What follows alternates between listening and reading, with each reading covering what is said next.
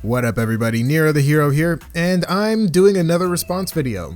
Today I'll be responding to PC is not objectively better than console. This was uploaded by a gentleman by the name of Cyrus Martin, and I'm just gonna kind of get into it. I'm just gonna get straight to it because this is just kind of like a direct response, because essentially basically the point he was trying to make in his video was that PC gaming is not objectively better than console gaming. For the reason being, from what I can understand or ascertain from the entirety of the video, it sounded like the reason why it's not objectively better is because of exclusives. Because that was the point that he kept trying to bring up. What was the point that he did continuously bring up? So on that note, let's first of all, let's talk about what objectivity is and what subjectivity is. Now, when you're being objective about something, you're removing all of your personal feelings about it. You know, you're removing all personal feelings. You're putting all that stuff aside and you're only focusing on the facts, the hard numbers, that kind of thing. Okay? And when you're subjective, obviously that is the opposite. That's when that's for example, nostalgia gamers, people who continuously buy a game from a series purely based on the fact that that's just what they've always done. As a nostalgia gamer, you know, I feel like I'm a nostalgia gamer to some degree. You know, there's a little bit of nostalgia gamer in all of us, I would say. Anyways, I'm starting to get a little sidetracked. I'm trying to stay on point here. So basically, there are objective reasons and subjective reasons to choose one platform or the other, be it console or PC. That's a fact. However, the thing about objectivity is that it focuses on facts, you know, hard measurable numbers, and that's it. So, for example, that would be something like, you know, benchmarks, resolution, FPS, processing power, processing speed, all that kind of stuff. Specs, in other words. However, as far as specs and stuff like that go, it doesn't always necessarily matter, you know, which machine is necessarily more powerful than the other, because then that gets into the whole thing of game optimization, whether or not the game runs properly on the provided hardware, which is a whole other subject to get into altogether, which, you know, I just kind of wanted to lightly touch on that. I didn't want to dive deep into it. I'm just saying this thing isn't as black and white as people make it out to be, more or less. Going back to objectivity, benchmarks, you know, a decent PC build will generally have excellent benchmarks, depending on the build, of course. However, objectively speaking, that is another positive thing about PC gaming, is the fact that you have the open platform, you have open options for customization and stuff like that. On the other hand, there are people who don't care about having options at all, which would, again, be a subjective opinion. So, at the end of the day, no one can really purely be objective, basically. And at the end of the day, there's always going to be some level of subjectivity in the decisions that we make. However, that doesn't necessarily mean that one platform objectively has the potential to score higher on certain benchmarks and whatnot than another platform. And then again, lightly touching on that subject I touched on before, hardware doesn't always necessarily matter, and then that gets into the whole optimization and development from, you know, the developer's standpoint, or from their end of the equations. So as you can see, this whole thing is not really as clear cut as a lot of people make it out to be. People who choose PC gaming generally choose PC gaming because of objective reasons, because of measurable reasons. If you spend X amount of dollars on a PC build, generally speaking, you're going to find that you will objectively score higher or on benchmarks, or it'll be objectively more powerful than a console. Generally, I mean, that's just kind of how it is. That's just how it goes. And this, you know, I'm not trying to say, you know, one way or another. I'm not trying to say you should choose one way or another. I'm just saying that this whole, and then here's another thing. I feel like he's taking this statement very, very literally. That's the standpoint that this argument is from, is that you're looking at this statement, PC gaming is objectively better than console gaming.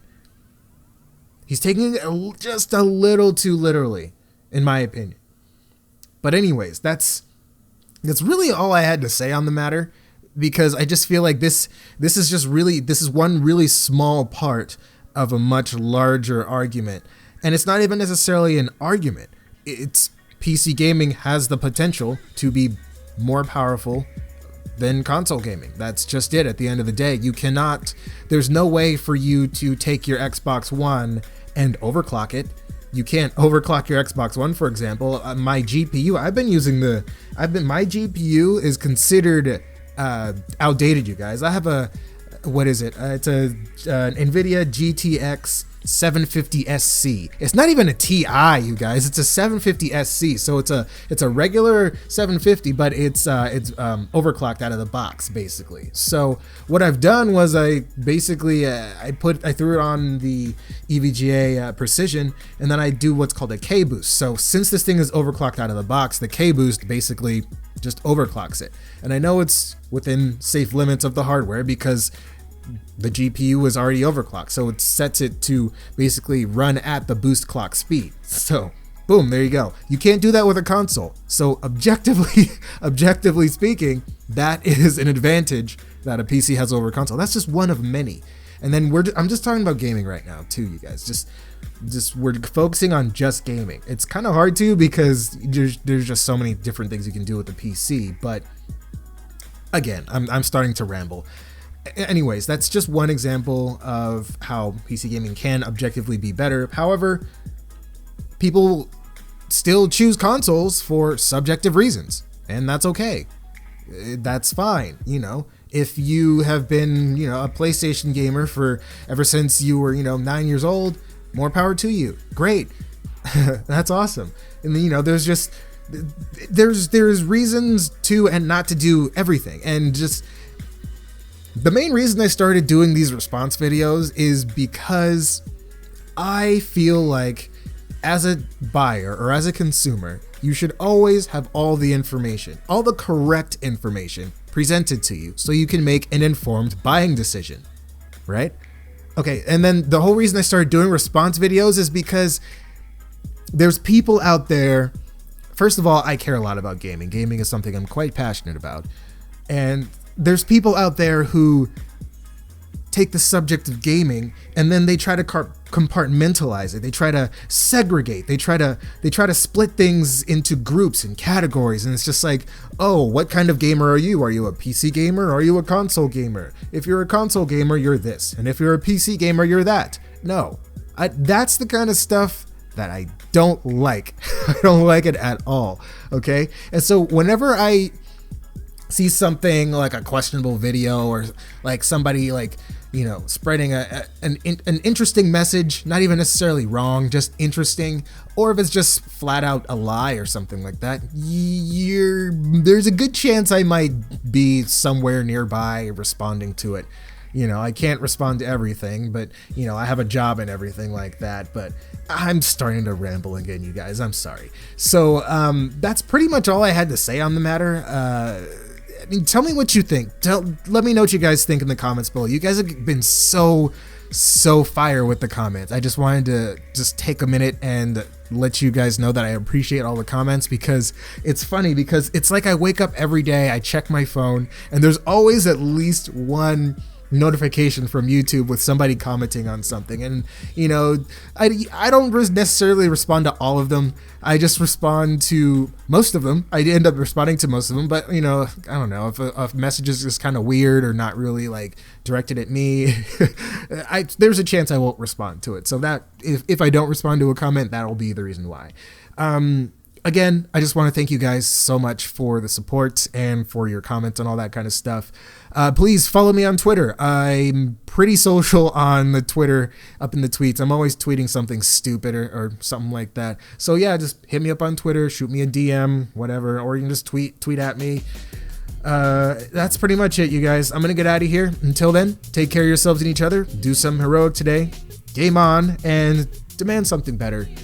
tell Xbox, I mean not Xbox, tell Microsoft and Sony to stop charging you to play online with your friends, because that's really one of the biggest problems I have with console gaming, is the fact that they hide this social aspect. They hide one of the most social aspects of gaming behind a paywall, and I don't like paywalls. I don't like climbing paywalls, you guys. They're expensive. Anyways, I'm gonna get out of here. Until next time, you guys. Peace.